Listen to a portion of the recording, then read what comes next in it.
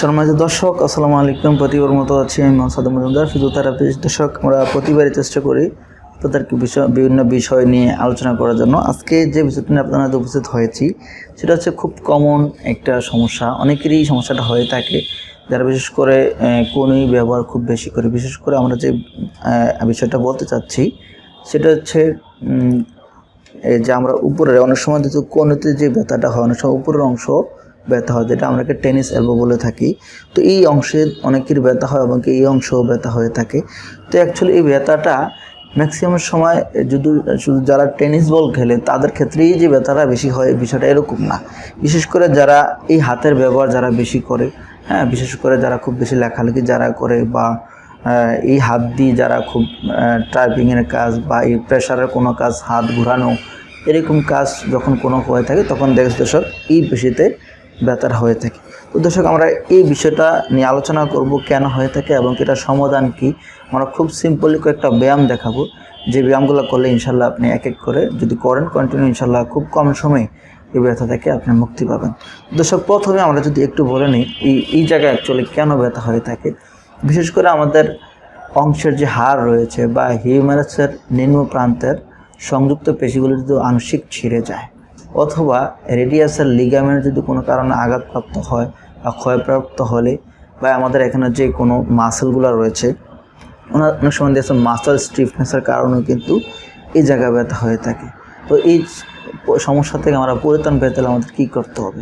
অনেক সময় দেখছে রক্তনালীকে যদি সংকুচিত হয়ে যায় বা রক্ত কোনো ইনজুরিজনিত কারণে ব্লাড সার্কুলেশন বাধাগ্রস্ত হয়, সেক্ষেত্রেও কিন্তু এগুলা ব্যথা হতে পারে। তো এই সমস্যা থেকে আমাদের পরিত্রাণ পাওয়ার জন্য আমাদের যে ব্যায়ামগুলো করতে হবে দর্শক, প্রথমে আমাদের যে ব্যায়ামটা করবো আমরা এক এক করে। আপনি এরকম একটা টেনিস বল নিতে পারেন বা পালস বল নিতে পারেন। এই পালস বল নিয়ে দর্শক আপনি এইভাবে করে হাতটা সোজা করবেন, সোজা করে এই যে আমি দেখাচ্ছি এভাবে নিচের দিকে করে প্রেশার দেবেন হালকা 10 সেকেন্ড। 1 2 3 4 5 6 7 8 9 10 দিলাম। আবার 1 2 3 4 5 6 7 8 9 10 আবার নিচের দিকে প্রেশার করে দর্শক ধরে রাখতে হবে 10 সেকেন্ড। এভাবে করে আপনি মিনিমাম 10 বার করবেন 2 টাইম। 10 বার করা মানে একটা সেট। দ্বিতীয়ত যে ব্যায়ামটা করতে হবে সেটা হচ্ছে আপনার উপরের দিকে আপনি 1 2 3 4 5 6 7 8 9 10 ছাড়লাম। আবার 1 2 3 4 5 6 7 8 9 ছাড়লাম।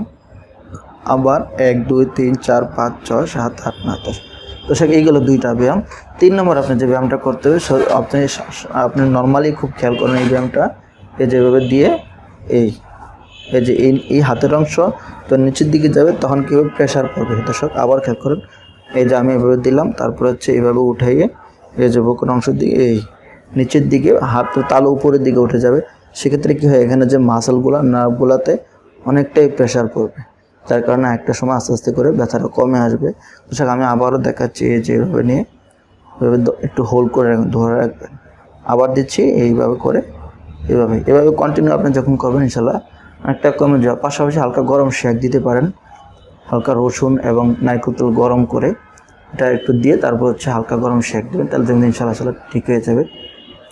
তারপরে যদি ইনকেস আপনি পরিবর্তন না আসে, অবশ্যই একজন ফিজিওথেরাপিস্টের শরণাপন্ন, সেক্ষেত্রে আপনাকে আল্ট্রাসাউন্ড থেরাপি এবং রেডিয়েশন থেরাপিটা দেওয়া লাগতে পারে।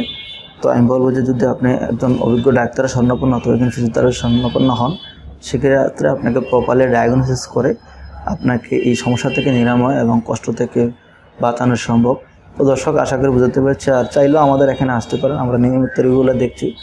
খিদমত জানান স্পেশালিস্ট হসপিটাল, যেটা জিরোপেন ফিজিওথেরাপি সেন্টার, কুমিল্লা শ্যামাবাজার অবস্থিত। তো আমাদের সেবাগুলো আপনি নিতে চাইলে আমাদের এখানে আসতে পারেন, অথবা আপনি ভালো একজন ফিজিওথেরাপিস্ট শরণাপন্ন হয়ে যারা এই সমস্যাগুলো পাচ্ছেন ইনশাআল্লাহ আশা করি ঠিক হয়ে যাবে। দর্শক, আজকে এই পর্যন্তই, এখানে বিদায় নিচ্ছি। আল্লাহ হাফেজ।